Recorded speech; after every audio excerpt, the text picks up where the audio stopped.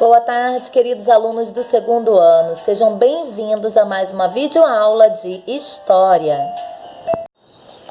Peguem o livro de História e abram na página 71. Acompanhem a leitura. Moradias no campo e na cidade. No campo, encontramos sítios, chácaras, granjas, fazendas, etc. Vocês podem ver aí embaixo uma imagem, de moradias no campo, o que nós chamamos de zona rural. Encontramos também uma quantidade menor de casas em comparação às cidades. As casas estão espalhadas pela paisagem e ficam distantes umas das outras. Então, vocês podem observar, gente? A vida no campo, como vocês já viram nas aulas anteriores, a vida no campo ela é mais tranquila, tem menos movimento de carros, tem estradas mais curtinhas, muitas estradas de terra, pouco comércio.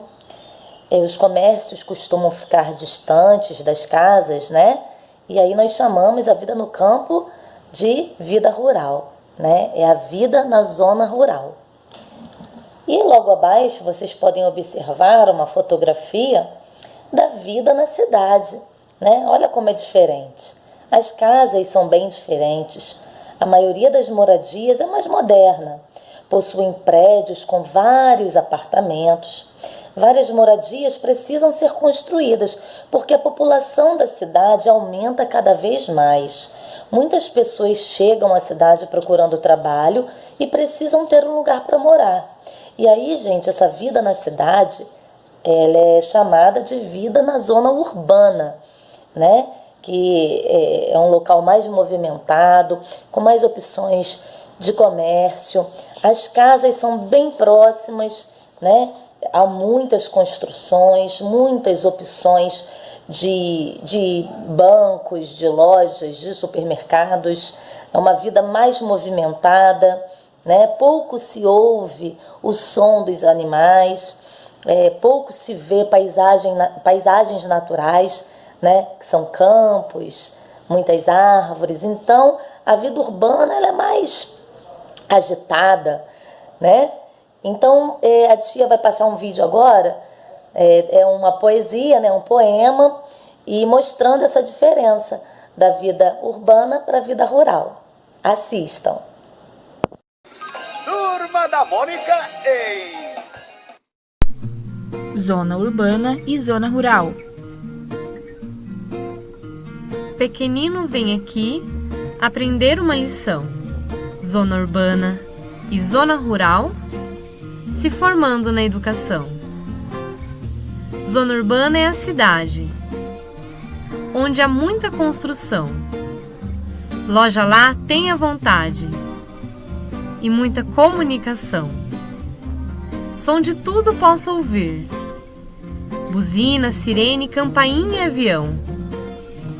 Muito lugar para se divertir. Cinema, zoológico e parque de diversão. Na zona urbana posso dizer que tudo é fácil de montão.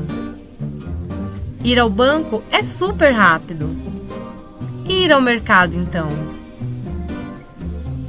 Se for zona rural, vou sair por lá sem medo. Tudo é muito natural.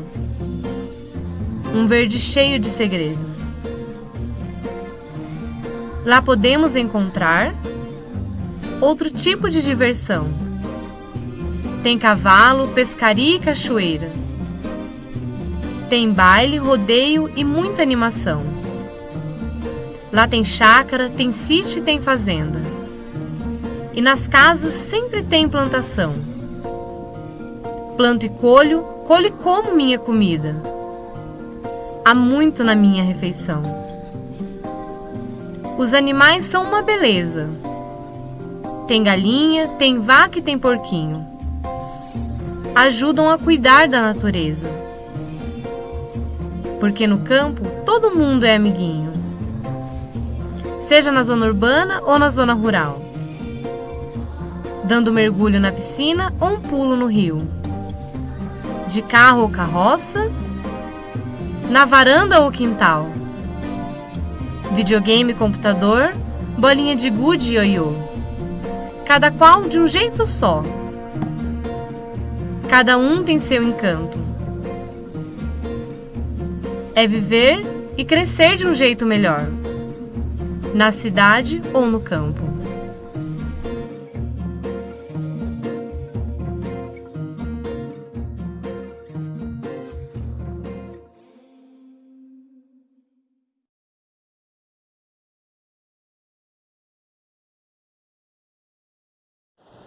Viram a diferença? Tamanha, né? Vamos agora para a página 72. Atividades. Ligue as características à imagem da casa adequada. Então, lá em cima vocês têm os retângulos verdes e a descrição de cada casa. E vocês vão ligar nessas imagens abaixo. Oferece proteção ao João de Barro. Para vocês verem, né, gente? Até os animais, eles constroem a própria casa. Então, nós temos aí a imagem do meio, que é a imagem de um pássaro, é o João de Barro, e ele constrói a sua própria casa, né? Então, essa casinha aí que ele constrói com o barro, ela oferece proteção a ele. Então, vocês vão ligar a imagem que tem o pássaro. Aí, a imagem... a última imagem, né, a casa que tem móveis brancos, ela está bem iluminada. E aí vocês vão ligar no retângulo que descreve esta casa. E a primeira casa, né, é uma casa que mostra bastante cômodos, né? Uma casa que protege o seu morador do frio e calor, né? Assim como a última casa também protege, né? Que parece ser uma casa bem confortável, né? Mas como tem aí a opção de ligar a casa iluminada, então uma casa mais iluminada é a última. Vocês vão ligar e a primeira, essa casa que tem vários cômodos, né? Parece ter um conforto, ela protege do frio e do calor. Vocês vão ligar a primeira casa. 2. Qual das casas acima oferece boas condições para seus moradores? Por quê? E aí vocês vão observar as 3 imagens e, na opinião de vocês, vocês vão escrever qual é a casa que oferece boas condições para os seus moradores. Bom, na minha opinião, as 3 casas oferecem boas condições. Por quê? Não é porque a casa do João de Barro é pequena que ela deixa de oferecer boas condições para o pássaro. Essa casa ela é construída pelo pássaro e ela oferece as condições necessárias para esse pássaro. Ele consegue voar, pegar os alimentos, armazenar nessa casa, né? Ele consegue se proteger do frio, do calor, tá? E a gente pode ver também que todas as outras casas têm essas características, né? Elas protegem, elas dão abrigo. Então, vocês vão observar e, na opinião de vocês, vocês vão escrever quais das casas que oferecem boas condições, tá? Eu dei a minha opinião, mas nessa questão aí a resposta é pessoal. 3. Que tipo de moradia existe no lugar onde você vive? Responda indicando os códigos corretos. E aí também é uma resposta pessoal, tá? Na letra A, vocês vão colocar em grande quantidade, tá? Letra B, em menor quantidade. C, não existe. Ao lado, barraco. Vocês vão colocar A, B ou C? Em grande quantidade, em menor quantidade ou não existe? É o local onde você vive, tá? Você vai pensar, você vai analisar, né? Pensar bem, olhar em volta. O que existe em grande quantidade? Apartamento? Se for, vocês vão colocar letra A. Se for em menor quantidade, coloquem letra B. E se não existir, coloquem letra C. Sobrado. Ah, gente, o sobrado é aquela moradia que geralmente fica em cima de uma loja, tá? De um comércio, tá bem? E aí vocês vão colocar se existe em grande quantidade, letra A, em B, em menor quantidade, e letra C, se não existir. E casa térrea, tá? Casa térrea é a casa nesse modelo aí da primeira fotografia, da atividade 1, tá? Aquela casa que não fica no alto. E aí vocês vão colocar se existe A em grande quantidade, B em menor quantidade e C, se não existir casa térrea. Para a página 73, atividade 4. Preencha a cruzadinha a seguir com as palavras que completam cada frase. A. O lugar onde encontramos uma grande diversidade de casas é a... E aí? Na letrinha A, né? Que está na vertical, que está em pé. Vocês podem observar a letrinha A lá em cima. Então, vocês vão escrever na vertical, em pé. Que lugar é esse? Onde encontramos uma grande diversidade de casas. É a... B. Encontramos no... Onde encontramos? Casas distantes umas das outras. E aí a letra B está na horizontal, está deitadinha, tá? E aí onde encontramos casas distantes umas das outras? Onde? No... Vocês vão completar a letra B. Letra C. O é a moradia que possui vários apartamentos. Então, qual é o tipo de construção que possui vários apartamentos? É o... Então, na letra C, que está lá embaixo, ó, na horizontal, deitadinho, vocês vão escrever qual é o nome da construção que possui vários apartamentos. E na letra D, as, vocês vão preencher, existem no campo. Letra D, as, a tia vai dar uma dica, tá? Que muitos vão ter dificuldade. As granjas, tá? Que são as criações de galinhas. Existem no campo, ali onde a galinha tem os pintinhos, e esses pintinhos crescem, né? Onde as galinhas colocam ovos. Então, essas granjas existem no campo. Letra D também está deitadinha na horizontal. 5. Encontre no diagrama abaixo 5 palavras relacionadas às moradias da cidade e do campo. Então, vocês vão procurar 5 palavras nesse quadro com várias letrinhas que chamamos de diagrama.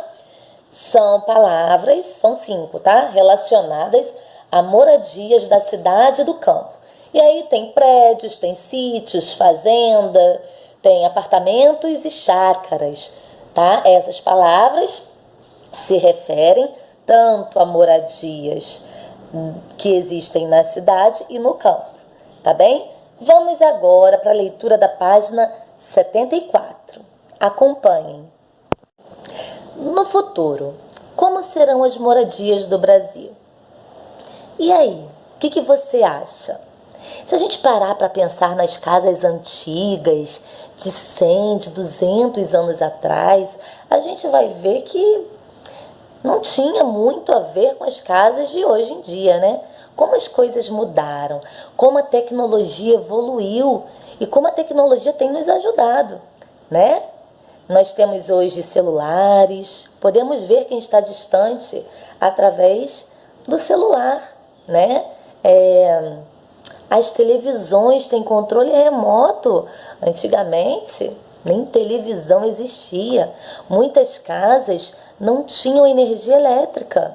Era muito difícil chegar a energia elétrica numa residência. E as casas eram iluminadas através de velas. Sim. Então, gente, como as coisas mudaram, né? Hoje a energia daqui da nossa cidade de Angra dos Reis, né? Ela é fornecida através da usina nuclear. Lembrem da nossa visita, né? Vocês lembram?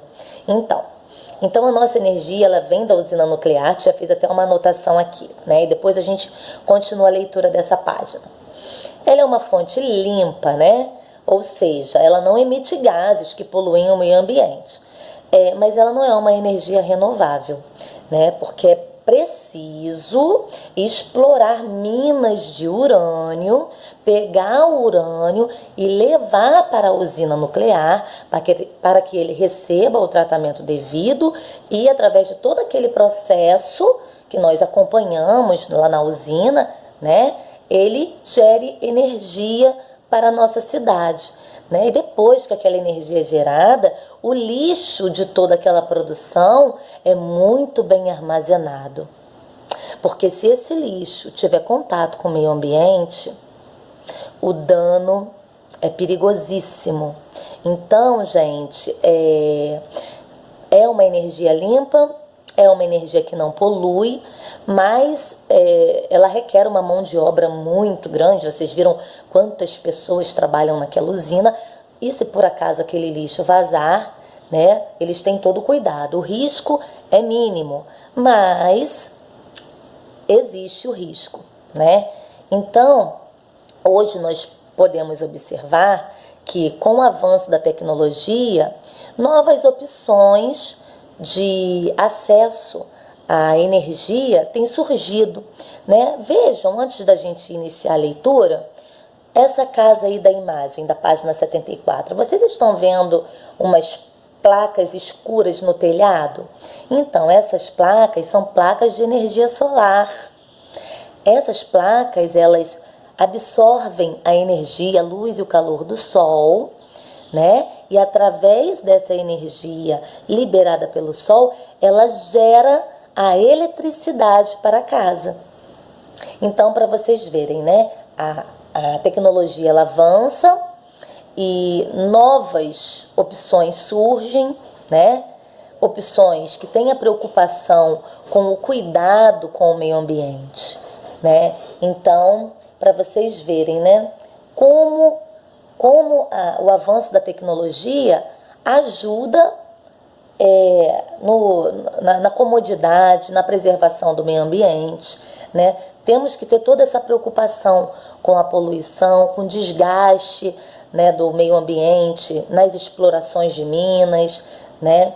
Então, vamos acompanhar aí a leitura para que a gente tenha uma ideia de como poderão ser as casas no futuro, né? Como tudo já foi evoluindo, né? Chegamos até aqui, temos essas opções e muitas outras vão surgir, né?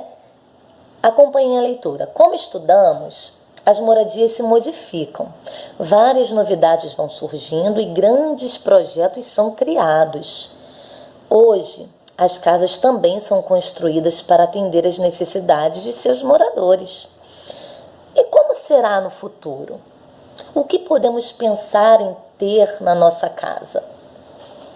Poderão ser utilizados materiais que não prejudiquem o meio ambiente. Várias inovações também podem surgir dentro das moradias. Nos objetos, como um fogão, uma geladeira ou uma televisão que atenda apenas por comando de voz. Que bacana, né? Podemos facilitar também a vida dos idosos e das pessoas com deficiências, criando aparelhos que realizem vários serviços no lugar de seus donos.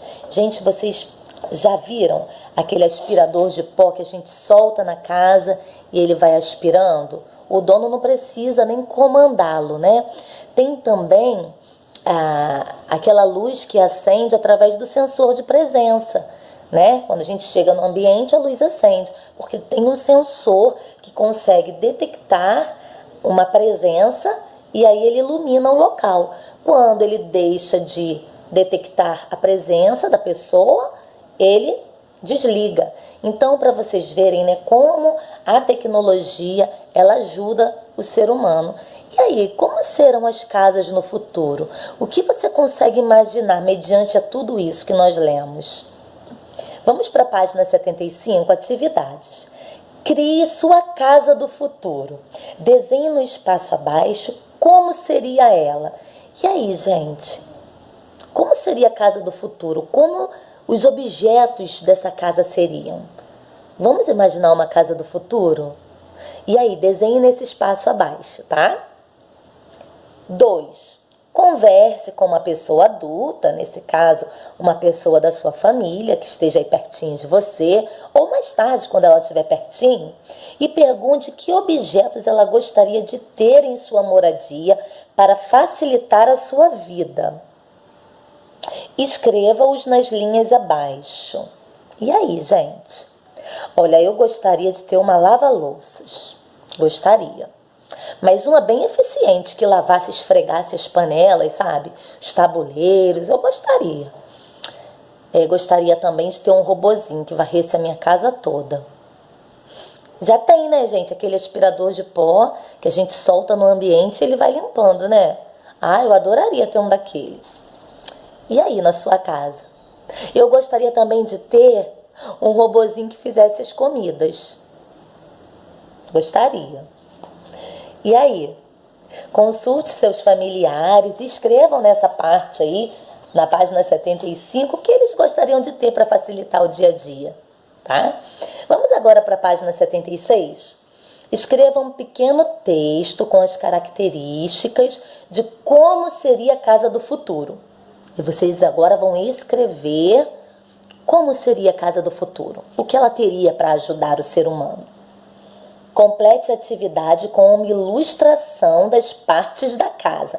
Depois que vocês escreverem, vocês vão desenhar tudo que vocês escreveram, de acordo com as características citadas no texto. Então, a casa do futuro é a casa que você vai criar. Você vai escrever aí nessas 3 linhas o que teria nessa casa do futuro. E depois que você escrever, você vai desenhar, tá bem? 4. A casa do futuro criada por você colabora com a preservação do meio ambiente?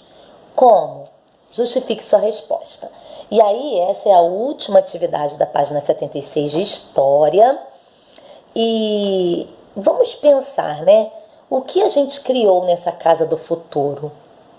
Como é a iluminação? Ela vai prejudicar o meio ambiente? Essa casa vai produzir muito lixo? Nessa casa você vai conseguir separar todos os lixos? Você vai conseguir enviar para a reciclagem o que é reciclável? Seria bom, né, gente? A gente ter várias lixeirinhas na cozinha, resto de comida, que é o lixo orgânico, a gente joga numa lixeirinha. E aí, latas numa lixeirinha própria, papéis numa outra, plástico numa outra.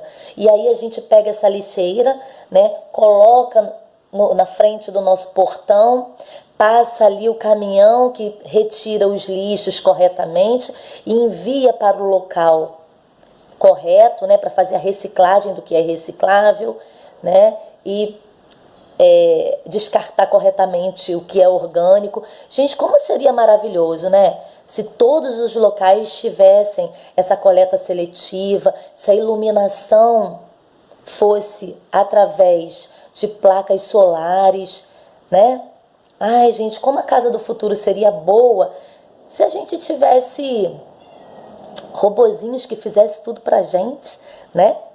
Nos daria mais tempo para estudar, para ler, para nos divertir. E aí, vamos pensar?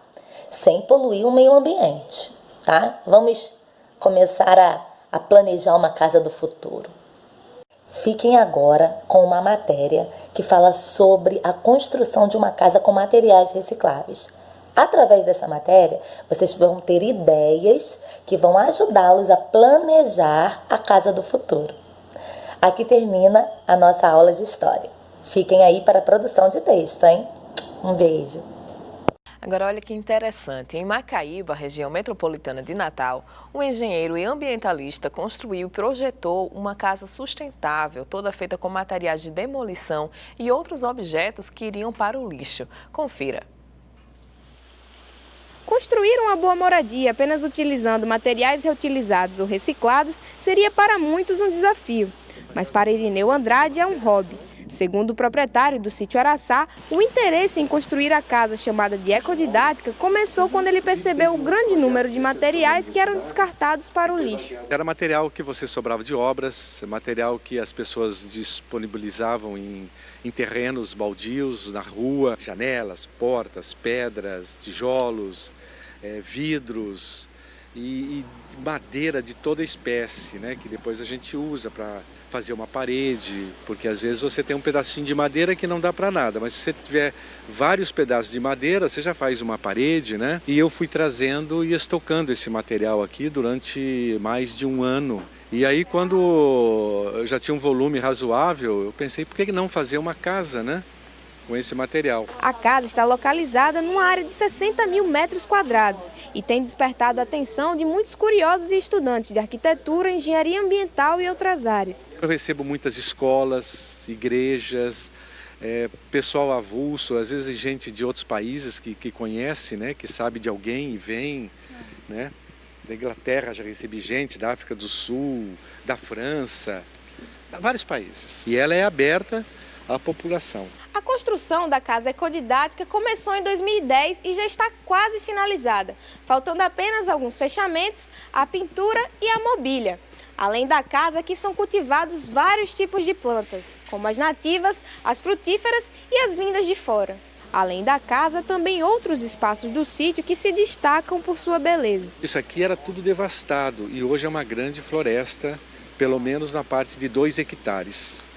Além disso, além dessas coisas, nós fazemos reaproveitamento de uma série de produtos também que é jogado fora, de material de descarte, onde nós construímos as principais ruas. Uma forma de mostrar para as pessoas que você pode construir algo que não é favela, que não é mal feita, que é uma coisa de qualidade, né?